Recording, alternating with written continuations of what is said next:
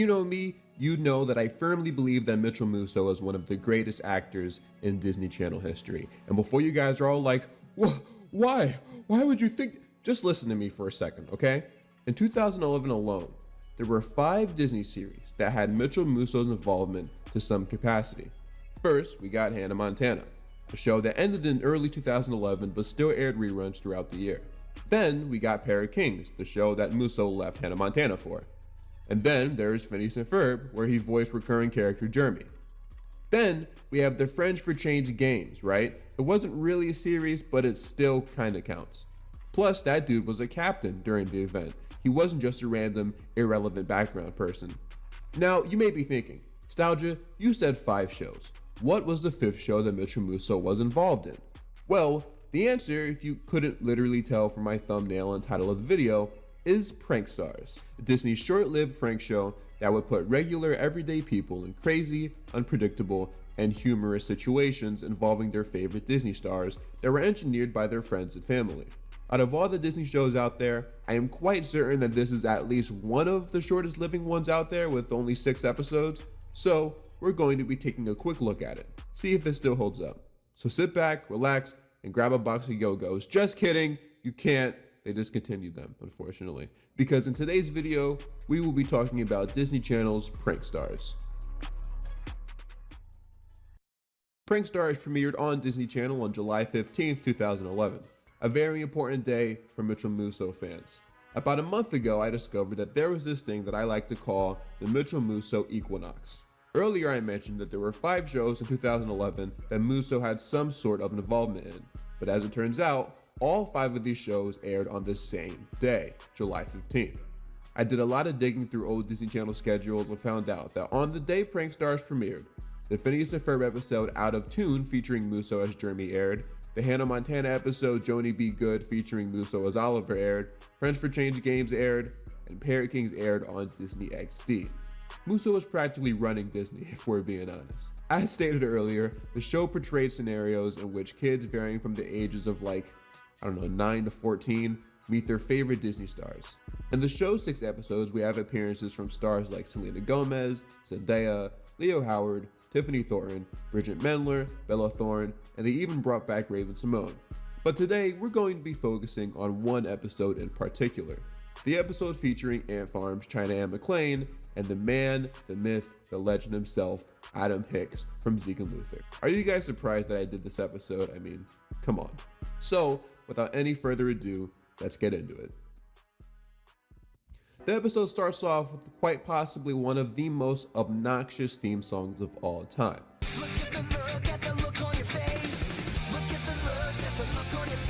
I always hated this theme song, it was so annoying. I especially hate Mitchell Musso's head movements in this. Why are you bouncing up and down like this? Musso welcomes us to his smash hit television series Pranksters with open arms. We get invited to take a peek inside his undercover Pranksters command center vehicle, which is a frozen yogurt truck on the outside. Mitchell tells us that China Anne McClain's biggest fan is 14-year-old Sequoia. Sequoia is a great dancer, and she loves that China Anne dances too. No, she doesn't. She sings, she plays the piano, and plays the violin. I have never seen China Anne McClain dance. Yeah, sure, she dances on Ant Farm, but she's not a dancer. By that logic, Josh Peck is a dancer too, because he danced on Drake and Josh a couple of times. I don't know what they're doing together to test out the structure of the game, but what they don't know is that China Anne McClain is in the building as well, and she will also be testing out the show. Give it up for China Anne McClain!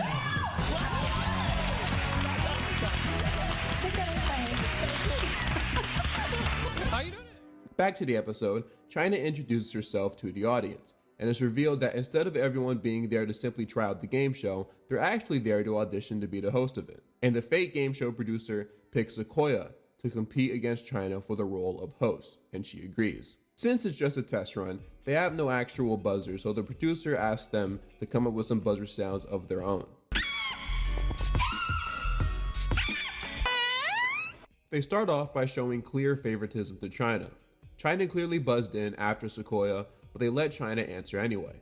Then later, they do this thing where both girls have to pretend to be models to put on some of the clothes provided for them to see which one has the better model look or something. But after Sequoia puts on a bunch of clothes and struts down the stage, they tell China that all she has to do is show them her best model wave. It's fair, right? Not really. Why isn't it fair? Because she didn't get to dress up and stuff and walk. She just had a wave. Man, she's a better person than me because I wouldn't have been so calm. I don't care who you are, what show you're on, what movies you've been in, how many covers of Teo Cruz songs you've done. I'm not letting anything like that slide. That's nuts. After that, they have to do this game where they have to do impressions. Sequoia has to do her best rock star impression, whereas China, all she has to do is act like a rock. A literal rock. Are you kidding me right now? All of the production people for the fake game show leave the room to allow China and Sequoia to have a little one-on-one time. China tells Sequoia that she's considering giving up her role on Ant Farm to pursue her game show hosting career, and Sequoia tells her that's not a good idea. But the producers enter the room again and tell the two girls that the executives are really into the idea of giving the role to Sequoia. But to make things fair, he says that the role of host is going to go to whoever can answer the next question. Who is the star of the new Disney Channel show, Pranksters? China Ann. Sequoia? That's right, you are our winner! Man, what a day for Sequoia. Not only did she get to meet two Disney Channel stars in Mitchell Musso and China Ann McClain, but she also got to be on the network itself. Now, was it real? Probably not. But I was so 8-year-olds this confused intended for a second. probably couldn't tell. And that's all that matters at the end of the day. Mitchell Musso and the gang sign off to conclude what was a rather mediocre episode of Prankstars. But there's still one more episode left to talk about, because coming up next, we have an episode focused on the legend himself, Adam Hicks. Disney Channel's Prankstars will be right back. We now return to Disney Channel's Prankstars.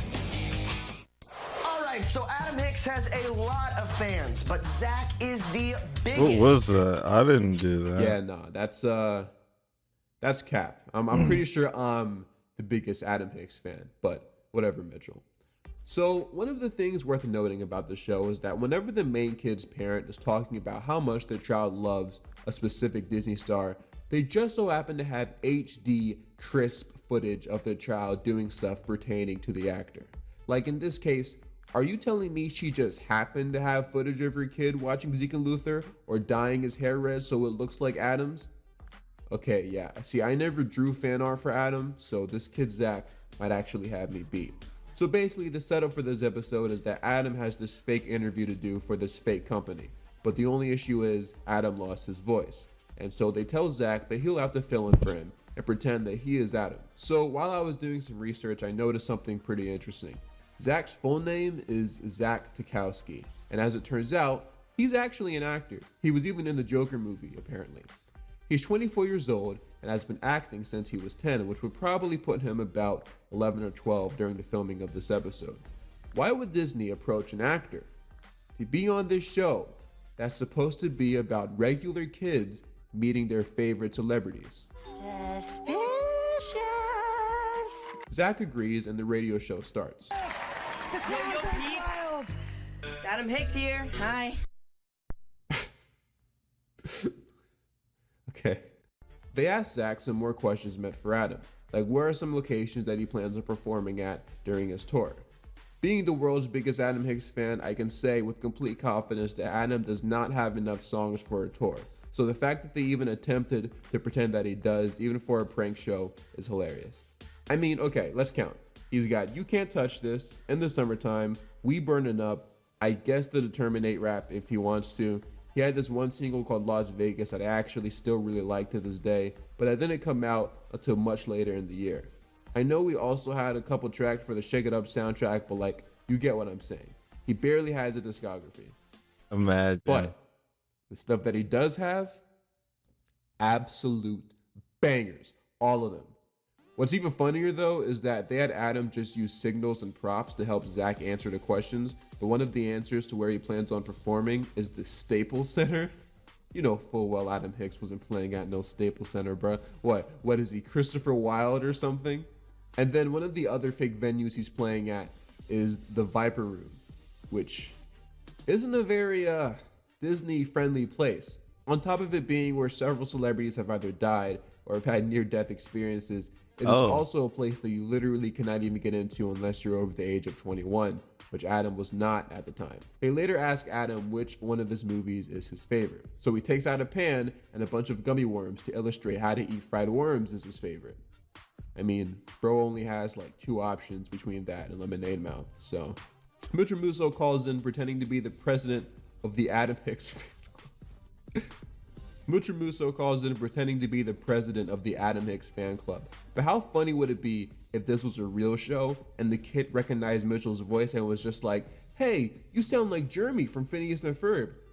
Would they just have to stop filming? Or what? He has Adam do a little rap for him just to make sure that he's feeling all right. And I'm Adam Hicks and I love my fans. You are my favorite and I have pants.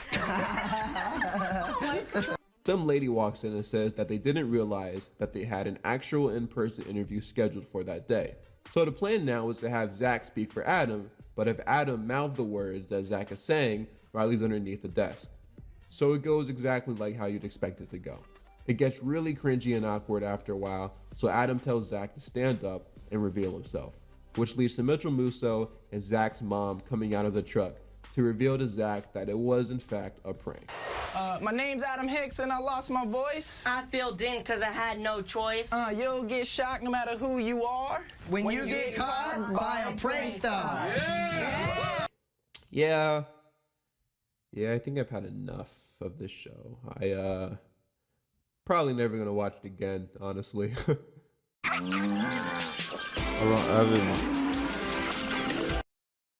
didn't like that. So, Pranksters isn't a show that gets talked about a lot nowadays, and there's quite a few reasons why. Number one being, it's bad. Like, very, very bad. It might be cool if you're like 8, maybe 6, but watching this as an adult was truly a painful and awkward experience. First of all, I made a lot of jokes about this show being fake, but never really actually had any proof to back it up other than, you know, common sense. So I did some digging and found this TikTok of this woman talking about how years ago she had this audition for this unnamed Disney project, but they ended up going with someone else instead. And as it turned out, that show ended up being Pranksters, which means that every single person that was involved in the show were paid actors. There's like a slight chance that this was not Zach's actual mom. And after finding all this out, my first reaction was, well then why even make this show? What were they trying to accomplish? It seems like a waste of money to even produce this show. Because I mean, they went through a lot of hassle to make it look real, having a teched out van and stuff. It just seems kind of stupid that they would even attempt to do something like this and just blatantly deceive millions of kids. And they went through all that just for the show to not even be good. The situations that they put these kids through are so uninteresting to the point where you can't even help but be bored. Like, look at Punk'd, for example. I have no doubt that the show had its fake moments, but at the end of the day, the show was almost always funny. But this show had next to zero thought put into it, which led to an extremely lackluster product. Funny thing is, the show ended up getting canceled and swept under the rug after Mitchell Musso's DUI that caused him to miss out on season 3 of Perry Kings. Only 6 episodes were made, but only 4 actually aired in the US. What's crazy is that the ratings for the show genuinely were not that bad, and were kinda on par with stuff like Ant Farm. 3 out of the 4 episodes that aired in the US reached the 3 million mark. So if it wasn't for Mitchell's DUI situation, the show would have probably lasted at least 13 episodes, I'd imagine. But instead, it's kind of just this weird memory that most people have in the back of their mind, and it probably would have stayed there if it wasn't for this video. Or Scott Kramer's video.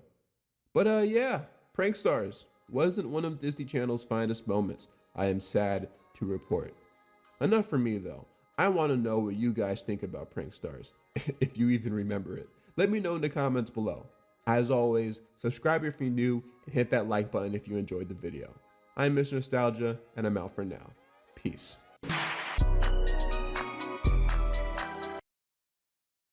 That's a good video right there. I'm smelling like a whole pound, but bitch I'm on. Go that bed, feel $200, I can put you on. Money on their head, I put them on T's homes.